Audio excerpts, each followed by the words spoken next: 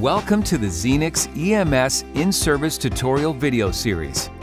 This series provides detailed information about the Zenix Monitor Defibrillator and its functionality. These videos serve as an adjunct to formal training. Please take time to read the operator's guide, available online at ZOLL.com. Obtain formal training from an appropriate authority before using Zenix for patient care.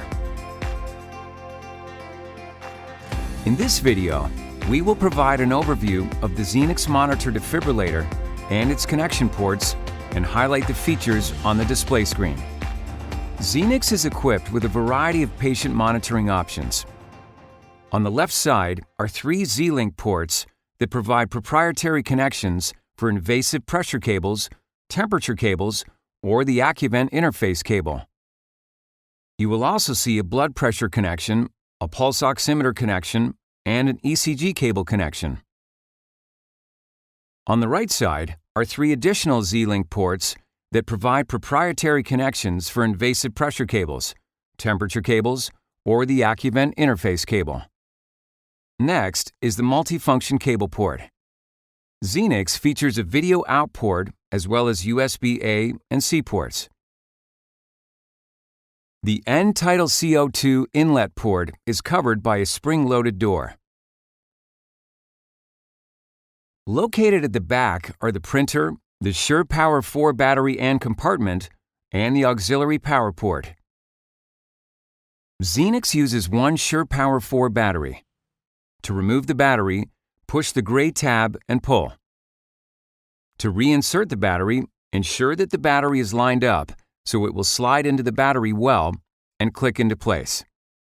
For information on the LED lights and other specifications, please refer to the SurePower 4 Battery Operator's Guide. Zenix features a thermal printer that uses fanfold paper. To change the paper from the front of the device, open the printer door by pushing the door latch away from the device. Open a new pack of paper and discard the cardboard.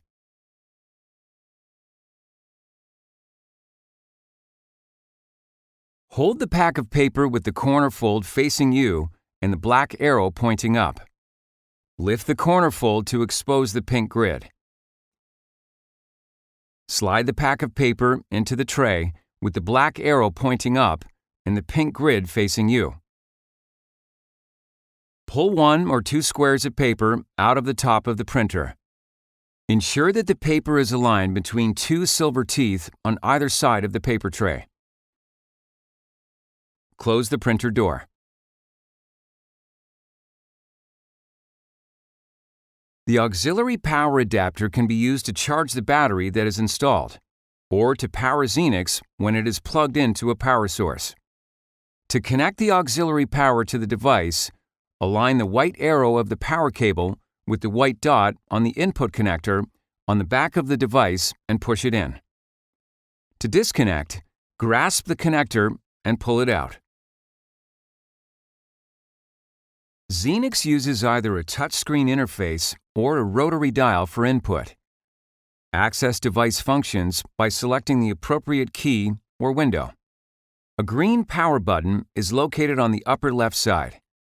Press it once to turn it on, press and hold to turn it off. 2 LED indicators are located next to the power button. The LED indicator on the left shows that Zenix is plugged into auxiliary power. The LED indicator on the right shows the battery status. Green indicates that the battery is fully charged. Amber indicates that the battery is charging. When the LED indicator alternates from amber to green, the battery is missing or has a fault, such as not being fully seated in the battery well. On the top of Zenix are 3 LED indicators. Starting from the left, they are green, yellow, and red. Green indicates data transmission. The yellow and red LEDs are visual alarm indicators and are accompanied by both audible alerts and messages on the Zenix screen. Yellow indicates a medium priority technical alert, visible in situations such as a disconnected ECG lead or when the printer has run out of paper. Red indicates a high-priority patient alarm that requires immediate attention, such as low blood pressure or a life-threatening arrhythmia. On the top of Zenix, you will find a screen lock button as well as the device handle. Pressing the screen lock button locks the touchscreen, displaying a red border around the screen and a lock symbol at the top. With the screen locked, navigation must be performed using the rotary dial. The Zenix Ready for Use indicator shows the device's status. A green check indicates Zenix is operating correctly. A red X indicates that the device may not be ready for therapeutic use.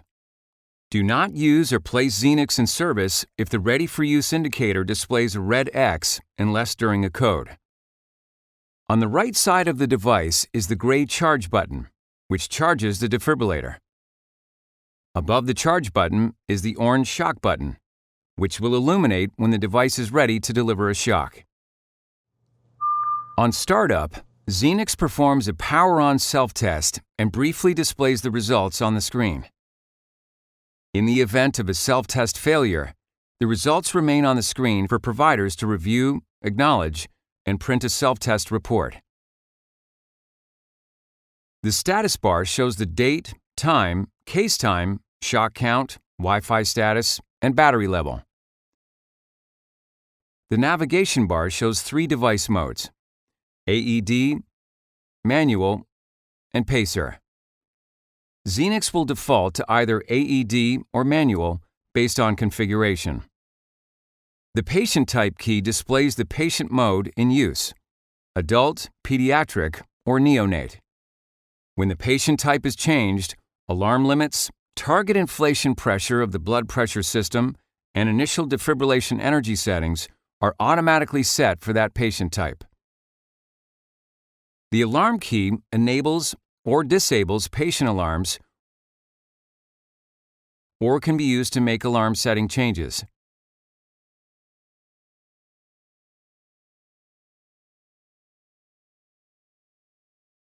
You can display up to 4 color waveforms on Zenix.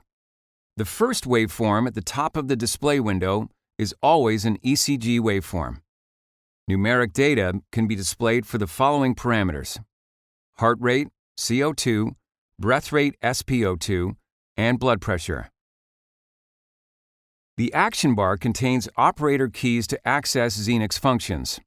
Keys that you may see are menu, NIBP cuff, marker, print, snapshot, 12 lead, sync, and analyze. The action bar also displays the current energy selection. The menu key displays the general, device, and panels options.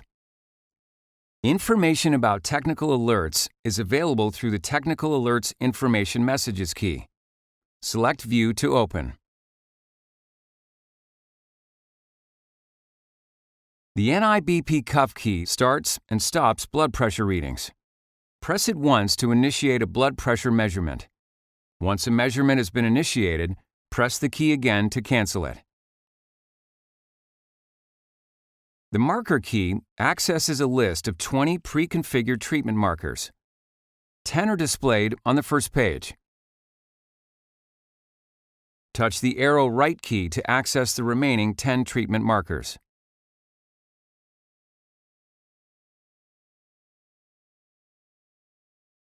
The print key starts a printout of the current waveform data on the screen. Press the key once to start printing and press it a second time to stop it. The Snapshot key captures 24 seconds of waveform data with a printout. The 24 seconds include 12 seconds before the key is pushed and 12 seconds after. The 12 lead key provides access to view, acquire, and transmit a 12 lead. Select the 12 lead key. The live 12 lead view will appear. Select the acquire key to obtain a 12 lead. Confirm the age and gender of the patient. The acquisition will begin and a progress bar will appear.